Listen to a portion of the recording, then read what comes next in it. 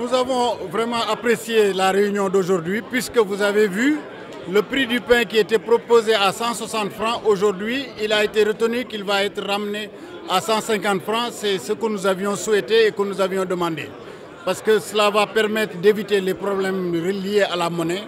Pour ce qui concerne le riz, le problème va risquer d'être toujours là parce que le produit sera à 410 francs alors que nous avions demandé 400 francs. Mais comme il y a deux types de riz qui existent et qu'il y en a un qui ne pourrait pas être vendu à 400 francs, c'est la raison pour laquelle donc, les 410 francs sont maintenus. Nous pensons que c'est une excellente initiative. Maintenant, le défi le plus important, c'est le contrôle. Parce que nous avons souvent l'habitude de prendre des mesures allant dans le sens de baisser les prix, mais toujours au niveau du contrôle, cela se pose problème. Mais nous avons vu qu'aujourd'hui, l'État aussi a décidé d'impliquer les autres corps habillés donc dans la mesure comme annoncé par le chef de... annoncé par le ministre de l'Industrie et du Commerce. Nous pensons que ceci aussi est extrêmement important.